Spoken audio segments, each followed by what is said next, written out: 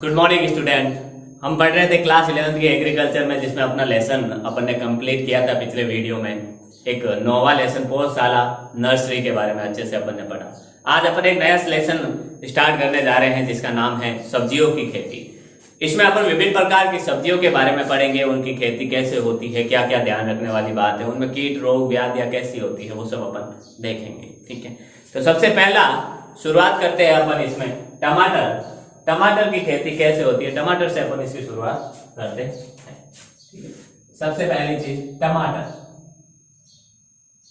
पहली खेती है टमाटर की सब्जी। अच्छे से अपन इसकी चर्चा करेंगे।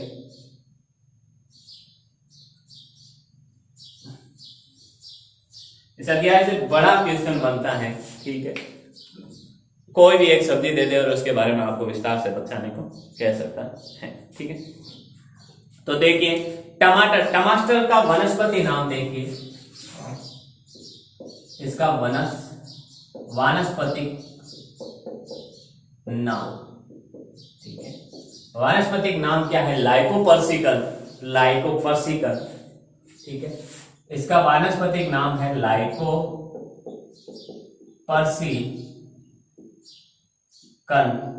व लाइकोपर्सिकम।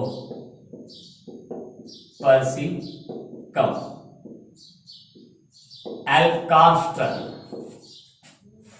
ये कार्स्टन इसके खोज करता थे, इसलिए पीछे नाम लिखा हुआ है कार्स्टन। ठीक है, तो लाइकोपर्सिकन वैज्ञानिक नाम है, इसलिए इसके नीचे अंडरलाइन करना जरूरी है। ठीक है, लाइकोपर्सिकम थोड़ा सा ही फर्क है, कन ना और म का इसके नाम में फर्क है। ये इसका वानस्पतिक नाम है कुल सोलेनेसी। ये कौन से कुल का है? इसका कुल कौन सा है? कुल है सोलेनेसी, कुल सोलेनेसी। ठीक है, कुल सोलेनेसी। ठीक है, इसके फल को ताजी अवस्था में सलाद के रूप में, इसका जो फल होता है टमाटर, अपन जो ताजी अवस्था में होता है उसको सलाद के रूप में प्रयोग करते हैं। इसके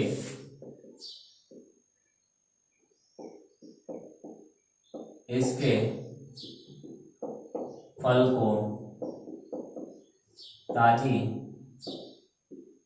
अवस्था में सलाद के रूप में तथा इसके फल को ताजी अवस्था में सलाद के रूप में तथा जब पका हुआ होता है, जब ताजी अवस्था में होता है तब तो सलाद के रूप में, और जब पका हुआ होता है तो पकाकर अपन इसको पकाकर क्या सब्जी, तथा इसको पका कर सब्जी सब्जी बना सकते हैं, इसकी सूप बना सकते हैं। वह परिरक्षित के रूप में, परिरक्षित करके, अर्थात इसको परिरक्षित अच्छे का, इसमें कुछ पदार्थ मिलाकर, ठीक है, ताकि ये खराब ना हो जल्दी, इसमें कुछ पदार्थ मिलाकर परिरक्षित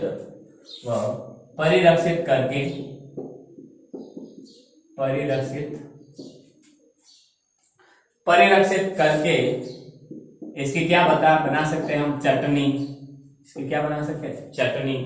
ठीक है, जूस, इसका जूस, अचार भी बना सकते हैं। टोमेटो केचप आता है जो अपन देखते हैं। ठीक है, सॉस, केचप, ये हम देखने को मिलते हैं, हम उपयोग में भी लेते हैं। केचप,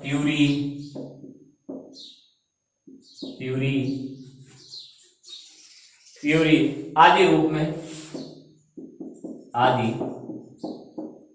में उपयोग करते हैं। आदि रूप में क्या करते हैं? इसका उपयोग करते हैं। ठीक है, टमाटर में क्या क्या होता है? देखिए, टमाटर में 94% तो 94% इसमें जल होता है। ठीक है, टमाटर में 94% जल होता है।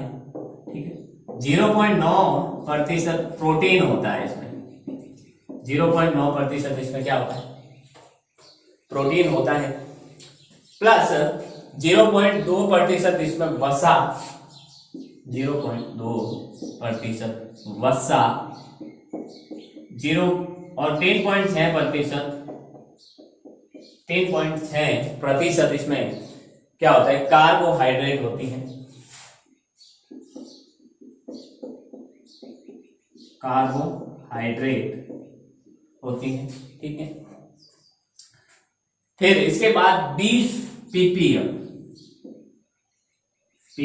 अब कुछ तत्व तो अभी पाए जाते हैं, ठीक है। ppm का मतलब है पार्ट पर मोल, ppm का मतलब है पार्ट पर मोल। एक मोल में 20 भाग, एक मोल का जो 20 भाग है, 20 भाग कैल्शियम,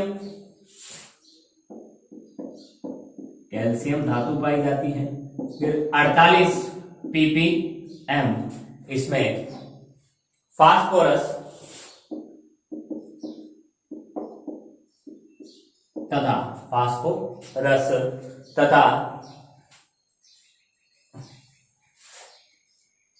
तथा 31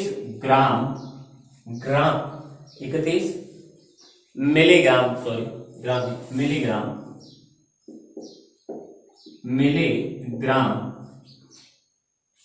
31 मिलीग्राम प्रति 100 ग्राम प्रति, इसके प्रति 100 ग्राम में 31 मिलीग्राम क्या होता है, विटामिन सी होता है, विटामिन सी होता है,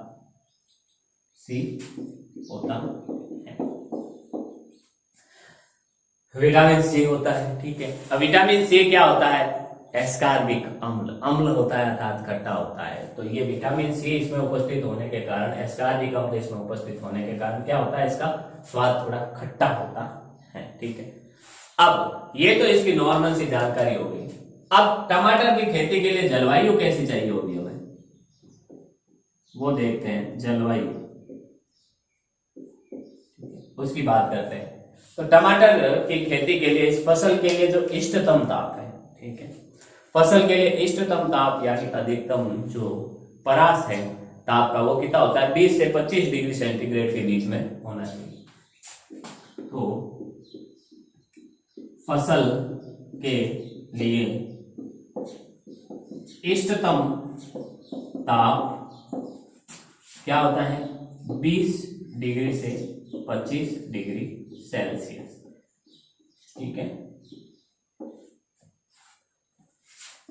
20 डिग्री से 25 डिग्री सेल्सियस का होना चाहिए, ठीक है। और अंकुरण के लिए, जब बीज बोते हैं तो इनके बीजों के अंकुरण के लिए कितना ताप जरूरी है, 21 से 26 डिग्री सेंटीग्रेड का, ठीक है। तो अंकुरण के लिए इष्टतम ताप, अंकुरण के लिए इष्टतम ताप 21 डिग्री से 26 डिग्री सेल्सियस होता है, 21 डिग्री से 26 डिग्री सेल्सियस होता है, 21 डिग्री से 26 डिग्री सेल्सियस होता है, ठीक है। अब 16 डिग्री से कम और 38 डिग्री से ज्यादा ताप क्रम पर, अगर 16 डिग्री से कम तापमान हो या फिर 38 डिग्री से ज्यादा तापमान हो, तो पराग कणों का अंकुरण बहुत ही कम हो जाता है, ठीक है। देखिए 16 डिग्री से कम तथा अधिक 38 डिग्री से अधिक तापक्रम होने पर पराग कणों का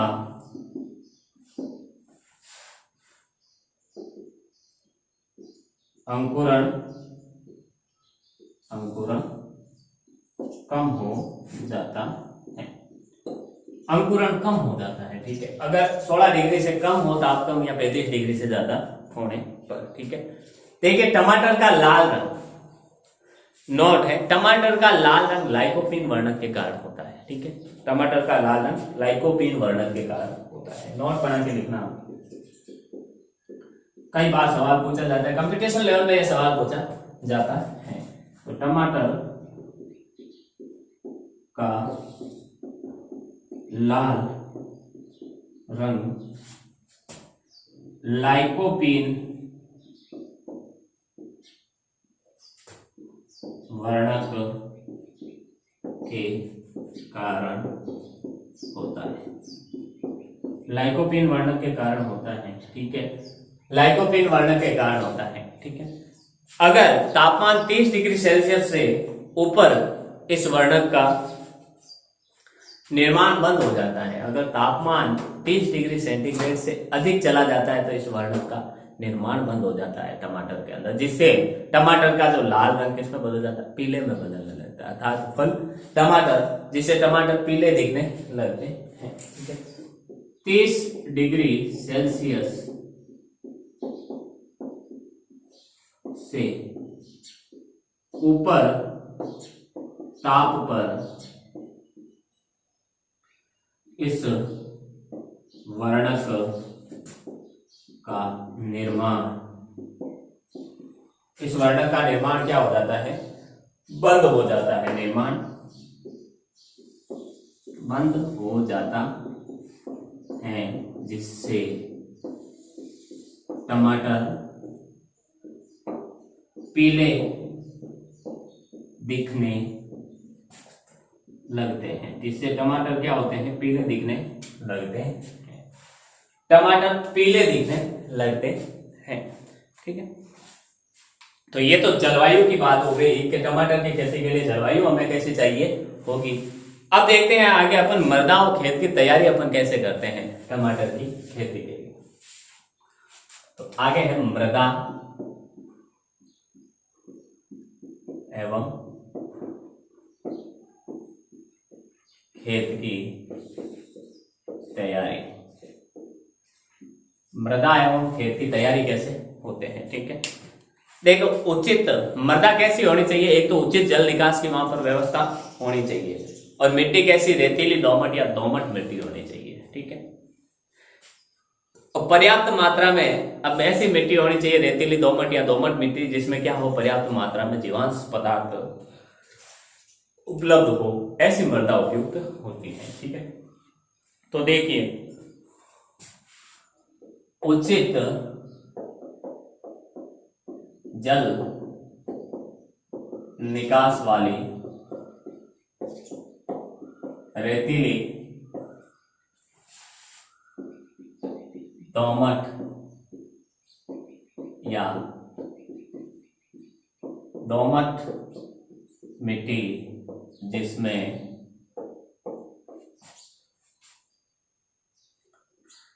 क्या हो, रेतीली दोमट या दोमट मिट्टी जिसमें जीवांश पदार्थ की मात्रा, जिसमें पर्याप्त जीवांश पदार्थ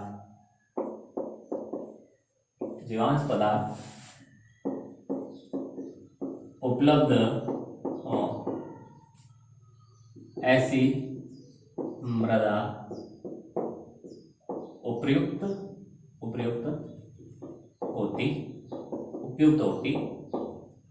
होती,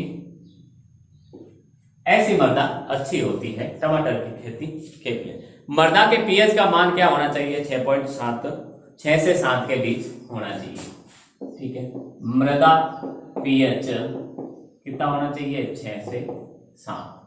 मृदा पीएच का मान कितना होना चाहिए, 6 से 7 के बीच में होना चाहिए। इससे कम ज्यादा होने पर टमाटर की खेती पर प्रभाव पड़ेगा, ठीक है। समतल सतह वाली भुरभुरी भूमि होनी चाहिए, एक तो समतल सतह वाली भुरभुरी भूमि की आवश्यकता होती है इसकी खेती के लिए। समतल सतह वाली भुरभुरी भूमि की आवश्यकता, भुरभुरी भूमि की आवश्यकता होती है, ठीक है। अब भुरभुरी भूमि की आवश्यकता होती है, ये तो हो गई मिट्टी की बात। अब इसके खेत की तैयारी अपन कैसे करते हैं। खेत की तैयारी के लिए एक जुताई तो हमें करनी चाहिए मिट्टी पलटने वाले हल से, ठीक है। हल से तथा 3-4 बार हेरो से करनी चाहिए, हेरो से करनी चाहिए। तो एक जुताई मिट्टी पलटने वाले हल से तथा 3 या 4 बार हैरो से करनी चाहिए। ये जुताई का यंत्र है, एक हैरो, एक साधन है, ठीक है, जिसके द्वारा 3-4 बार एक जुताई तो मिट्टी पलटने वाले जो हल होता है उससे बड़ा वाला, ठीक है, और एक हमें करनी चाहिए किससे, हैरो से, 3-4 बार हैरो से करनी चाहिए, ठीक है। बुआई का समय व बीज का मात्रा, ये तो खेत की तैयारी हो गई। अब बुआई का समय क्या है, कब बुआई करनी चाहिए, बुआई का समय व बीज की मात्रा, और कितनी बीज की मात्रा हमें रखनी चाहिए। बुआई का समय व बीज की मात्रा क्या होती है, देखिए कितनी रखनी चाहिए, बुआई का समय कौन सा है। तो ध्यान रखें, जो खरीफ की फसल, अब हमें देखिए टमाटर तो हमें पूरा सीजन साल भर अपन खाते हैं, ठीक है, तो साल भर उसकी खेती भी करनी पड़ेगी, ठीक है। तो जब खरीफ की फसल हो, खरीफ की फसल लेने हैं तो खरीफ के समय हमें फसल लेने हैं तो सितंबर में, ठीक है, बीज जून में, ठीक है, खरीफ की फसल लेने हैं तो बीज जून में, खरीफ की फसल लेने हेतु बीज जून में, खरीफ की फसल लेनी हो तो हमें बीज कब बोना चाहिए, जून में, ठीक है। और गर्मी की फसल हेतु सितंबर में, गर्मी की फसल हेतु सितंबर अक्टूबर में, गर्मी की फसल हेतु हमें क्या, सितंबर नहीं, दिसंबर जनवरी में, दिसंबर जनवरी में, दिसंबर जनवरी में, क्योंकि जनवरी गर्मी में फसल लेनी है हमें तो फिर दिसंबर सर्दियों में बोनी पड़ेगी, दिसंबर जनवरी में, तथा सर्दी हेतु सितंबर में बोने चाहिए, तथा सर्दी में फसल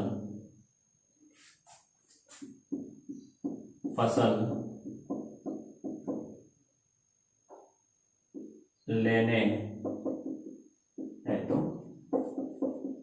सितंबर में बोनी चाहिए, सितंबर में क्या करनी चाहिए, बोनी चाहिए, ठीक है। आगे देखिए, खेत की रोपाई हेतु, अब खेत की रोपाई हेतु 400 से 500 ग्राम बीज प्रति हेक्टर, ठीक है, खेत की रोपाई हेतु, खेत की रोपाई हेतु 400 से 500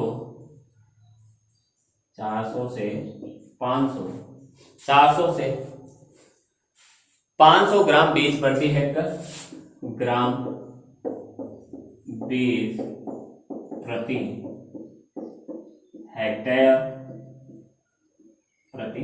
हेक्टर, ठीक है।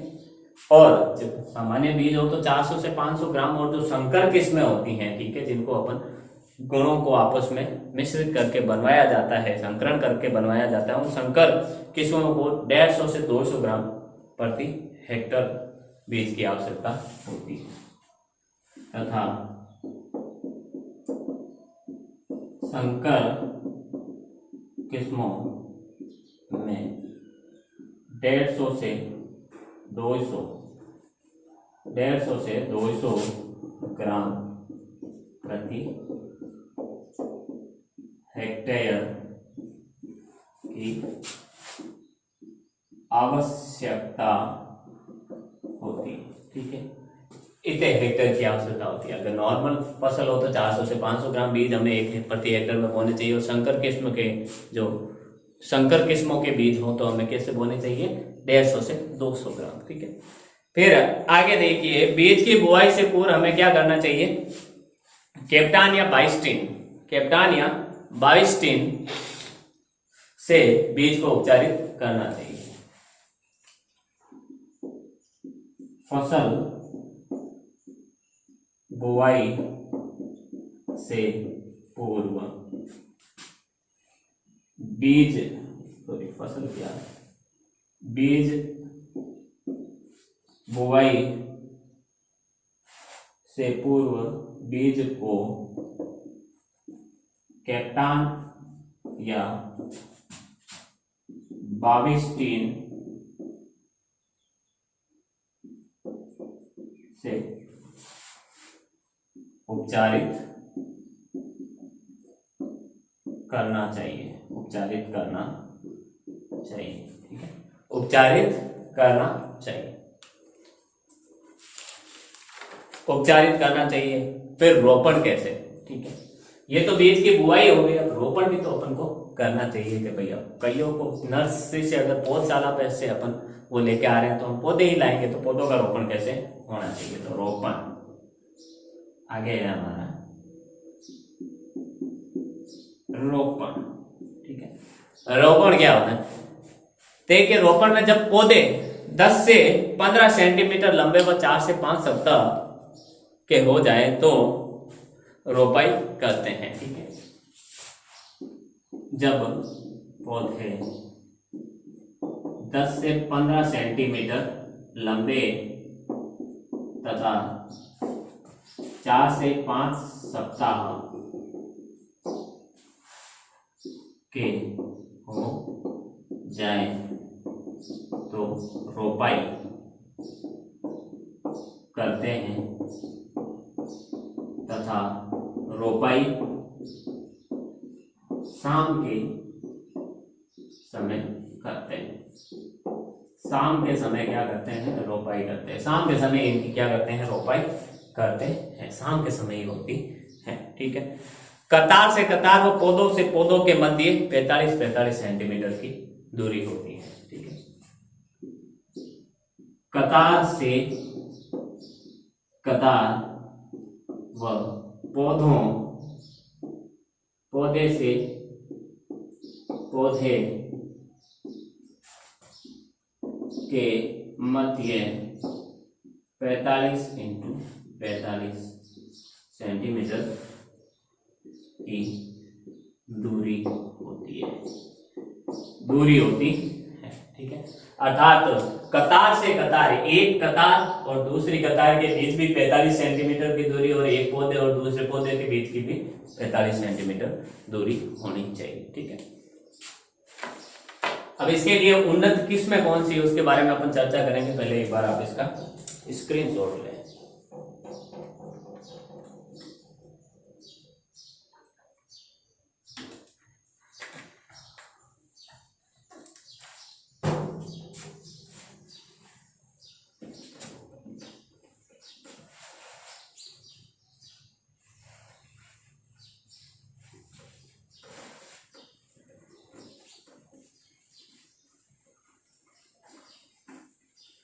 अब उन्नत किस्में कौन सी है, कौन सी किस्में अपन काम में ले सकते हैं?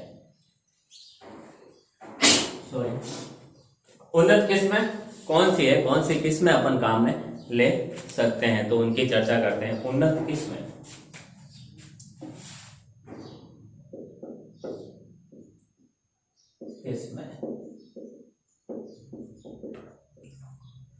कौन सी किस्में अपन, टमाटर की कौन सी किस्में हैं जो अपन इनकी खेती के लिए काम में ले सकते हैं? तो देखिए, जैसे पूसा रूबी। ठीक है, Pusa Ruby, Pusa early, Pusa Ruby, Pusa early. ठीक है, Pusa Ruby, Pusa early dwarf, Pusa early dwarf, Pusa early, ये ड है, ड्वार्फ। ठीक है, क्या है? Dwarf, Pusa early dwarf. ठीक ठीक है। फिर मार्ग्लोव, फिर मार्ग्लोव, पंजाबी, पंजाबी छुआरी, ये सब किस्मों के नाम है, ठीक है। Pusa Ruby, Pusa early dwarf, Marglobe, Punjabi, Punjabi छुआरी या पंजाबी छुआरा कहते हैं इसे ज्यादातर, पंजाबी छुआरा, ठीक है। फिर रोमा, पंत बहार, रोमा, पंत बहार, पंत बहार, फिर अर्का विकास, ये सब टमाटर की किस्म है। अर्का विकास, अर्का विकास, अर्का विकास, फिर हिसार अरुण, हिसार अरुण, हिसार अरुण। इनको नाम को देखकर आपको लग ही गया होगा, आपने थोड़ी सी बात नोट भी की होगी कि इनके नाम ज्यादातर क्षेत्रों के नाम पर है, तो ये वहां के क्षेत्रों में पाए जाने वाली टमाटर की किस्में हैं, ठीक है। आगे देखिए, जैसे MTH 6, MTH 6, MTH 6, उसके बाद HS 101, HS 101, XS 101, फिर पंजाब केसरी, पंजाब केसरी, नाम से पता चल रहा है पंजाब केसरी मतलब पंजाब में, पंजाब के क्षेत्र में पाई जाने वाली ये फसल है, ठीक है। फिर पंत T1, पंत T1, और अर्का सौरभ, अर्का सौरभ, ये उन्नत किस्में हैं, ठीक है, जो उन्नत किस्म है, ठीक है। इसके अलावा कुछ एक संकर किस्में भी हैं, ठीक है, जो दो प्रकार की उन्नत किस्मों को आपस में मिलाकर बनाई गई है। तो देखिए आपस में उनकी क्रिया करवाकर, तो संकर किस्में अपन देख लेते हैं, कुछ संकर किस्में,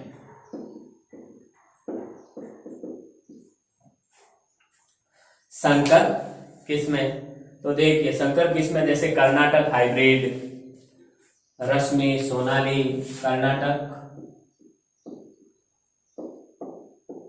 हाइब्रिड, रश्मि, सोनाली, रश्मि, रश्मि, सोनाली, पूसा हाइब्रिड, ठीक है, पूसा हाइब्रिड, पूसा, पूसा हाइब्रिड 1 2, अब इसके पूसा हाइब्रिड 1 2 3 4, ये hybrid Pusa hybrid 1, Pusa hybrid 2, Pusa hybrid 3, Pusa hybrid 4, ठीक है। फिर ARTH 3, ARTH 3, फिर HOE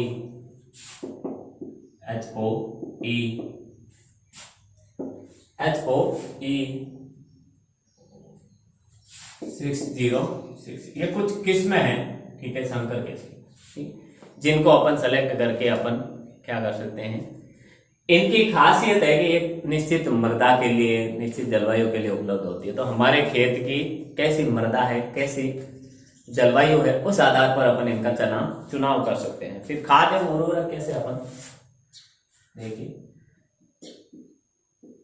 खाद एवं उर्वरक, खाद एवं उर्वरक कैसे अपन काम में लेते हैं, कितनी लेते हैं, तो देखिए प्रति हेक्टर की दर से 20 से 25 किलोग्राम, 20 से 25 टन सड़ी हुई गोबर खाद या कंपोस्ट खाद का उपयोग करते हैं, ठीक है, प्रति हेक्टेयर की दर से, ठीक है, प्रति हेक्टेयर की दर से 20 से 25 टन सड़ी हुई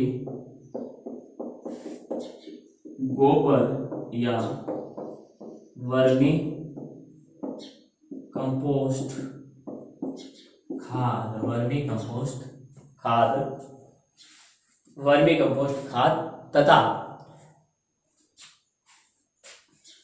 खाद उपयोग में लेते हैं।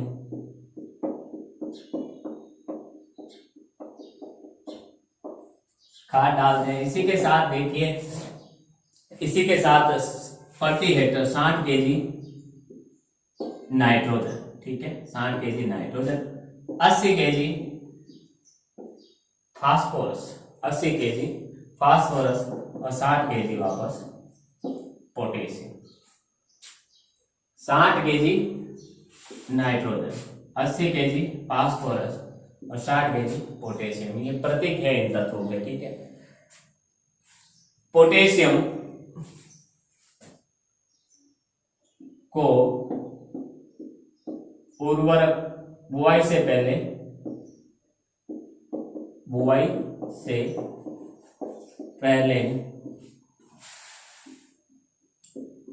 उर्वरक के रूप में देना चाहिए। बुआई से पहले उर्वरक के रूप में हमें इसको देना चाहिए, ठीक है। फिर सिंचाई कैसे करते हैं अपन? सिंचाई क्या करते हैं? सिंचाई की मात्रा क्या रखी जाती है? सिंचाई, देखिए सिंचाई पौधा रोपण के बाद, जब पौधा अपन रोप देते हैं, पौधा रोपण के बाद 2-3 दिन तक फुहारों से हल्की सिंचाई करनी चाहिए, ठीक है। पौधा रोपण के बाद 2-3 दिन तक फुहारों से हल्की सिंचाई करनी चाहिए। 2-3 दिन तक क्या करनी चाहिए? हल्की सिंचाई करनी चाहिए, ठीक है। वह सर्दियों में क्या करना है अपन को? 8 से 10 दिन व गर्मी में 5 से 6 दिन के अंतराल में अपन को सिंचाई करनी चाहिए, ठीक है। सर्दियों में 8 से 10 दिन व गर्मी में 5 से 6 दिन के अंतराल में क्या करनी चाहिए? अंतराल में सिंचाई करनी चाहिए, सिंचाई करनी चाहिए, ठीक है। सिंचाई करनी चाहिए हमें। सर्दियों में तो ज्यादा टाइम देना चाहिए, अंतराल ज्यादा रखना चाहिए, 8 से 10 दिन में, 5 से 6 दिन गर्मियों में, ठीक है। आगे देखिए अपन निराई गुड़ाई क्या होती है? निराई गुड़ाई कब कर सकते हैं? निराई और गुड़ाई, निराई गुड़ाई कैसे करते हैं और क्या टाइमिंग उनकी होती है, ठीक है। तो देखिए पौधा रोपण के 20 दिन या 25 दिन बाद प्रथम निराई गुड़ाई करनी चाहिए, ठीक है। पौध रोपण के 20 से 25 दिन बाद प्रथम निराई गुड़ाई करनी चाहिए। प्रथम निराई गुड़ाई 20 से 25 दिन बाद करनी चाहिए, ठीक है। तो ये तो निराई गुड़ाई की बात हो गई। अब इसमें कौन कौन से कीट लगते हैं, ठीक है। व्याधियां, कीट एवं व्याधियां, बीमारियां कौन कौन सी होती हैं, ठीक है, उसकी भी थोड़ी सी अपन चर्चा कर ही लेते हैं।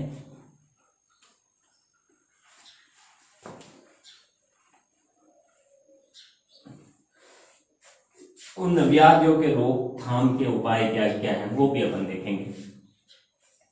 कीटों के रोकथाम के उपाय क्या क्या है वो भी अपन अच्छे से देखेंगे। तो देखिए कीट एवं व्याधियां, तो देखिए इसमें प्रमुख कीट एवं व्याधियां, प्रमुख कीट एवं व्याधियां, जिसमें देखिए पहला है हमारा प्रमुख कीट, प्रमुख कीट में पहला जो कीट होता है, कीट है वो है फल छेदक। ठीक है,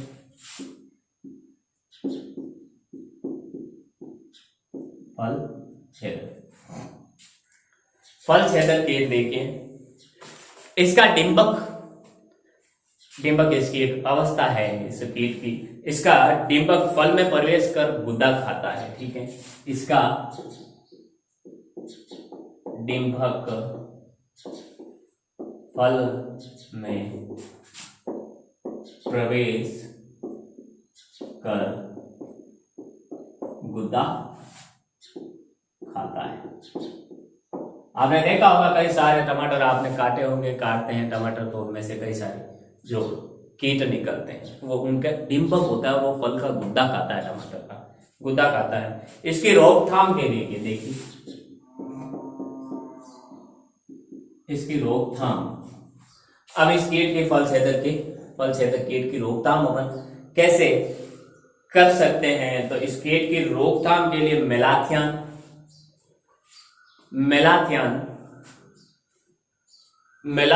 को पानी में मिलाकर क्या करना चाहिए? मेलाथियान का पानी में घोल बनाकर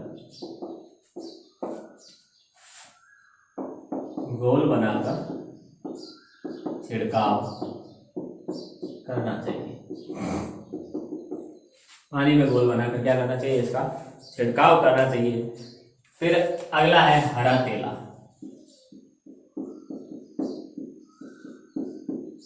हरा तेला, ठीक है, हरा तेला क्या करता है? ये पत्तियों का रस चूसता है, ये पत्तियों का रस चूसते हैं तथा विषाणु रोग फैलाते हैं।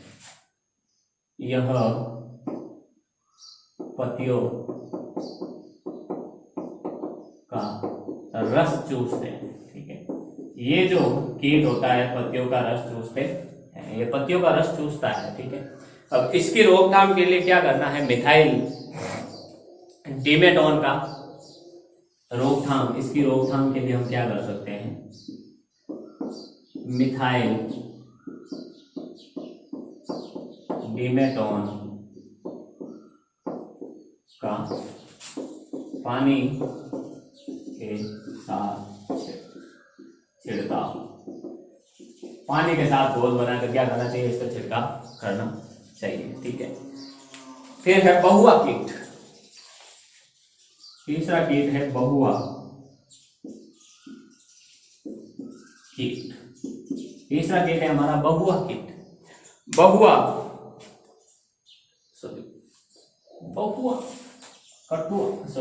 बहुआ नहीं है, ये कटुआ कीट है। ठीक है, कटुआ कीट, अब नाम से कटुआ कीट है। ठीक है, तो ये रात में पत्तियों को खाते हैं और दिन में क्या हो जाते हैं? छिप जाते हैं। ठीक है, ये रात में पत्तियां खाते हैं तथा दिन में छिप जाते हैं। रात में तो ये पत्तियां खाते हैं और दिन में क्या हो जाते हैं? छिप जाते हैं।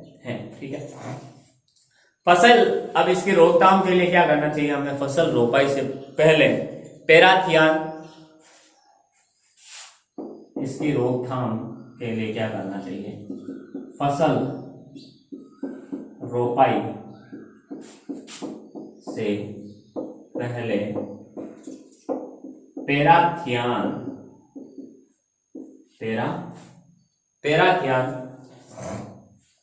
फसल रोपाई से पहले मिथाइल पेराथियान करिए ऐसे, मिथाइल पेराथियान, मिसाइल पेराथियान 2% धूल, मिथाइल पेराथियान के जो 2% धूल को 20 से 25 किलोग्राम प्रति हेक्टेयर की दर से, 2% धूल को 20 से 25 किलोग्राम प्रति हेक्टेयर की दर से, ये धूल या इसको अपन चूर्ण भी कह सकते हैं, जो धूल लिखा है मैंने वो चूर्ण भी कह सकते हैं, प्रति हेक्टर की दर से भूमि में अच्छी तरह से मिला देते हैं। दर से मिट्टी में अच्छी तरह से मिला देते हैं, अच्छी तरह से मिला देते हैं। ठीक है, ये कटुआ कीट का रोकथाम अपन ऐसे कर सकते हैं। नेक्स्ट आगे देखिए, ये कटुआ कीट तो हो गया, अब अपन इसकी व्याधियों के बारे में चर्चा करेंगे। ठीक है, जो अपन आने वाली क्लास में करेंगे। एक बार इसका स्क्रीनशॉट लें आप।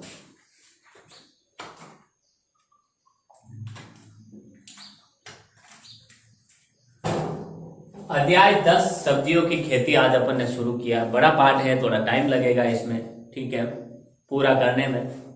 देखिए, जिसमें आज अपन ने टमाटर, विभिन्न प्रकार के जो 10 एक अपने कोर्स में जो सब्जियां हैं उनके बारे में अपन चर्चा करेंगे सर, टमाटर, बैंगन आदि के बारे में। ठीक है, तो टमाटर आज अपन ने शुरू किया, और टमाटर के बारे में, टमाटर के फल कैसा होता है, कैसी जलवायु चाहिए, सिंचाई, निराई गुड़ाई सब अपन ने देखी। उन्नत किस्मों के बारे में देखा, उन्नत किस्मों के साथ अपन ने खाद उर्वरक के बाद सिंचाई, निराई गुड़ाई, और फिर अपन ने उनके विभिन्न प्रकार के जो कीट उसमें लगते हैं वो देखे। अब इनमें व्याधि या बीमारियां कैसी होती है, कौन सी बीमारी होती है, वो अपन आने वाली क्लास में देखेंगे। ठीक है, उम्मीद करता हूँ आपको जो भी आज पढ़ा है वो आपको समझ में आया होगा। मिलते हैं अपन अगली क्लास में, तब तक के लिए all the best, thank you.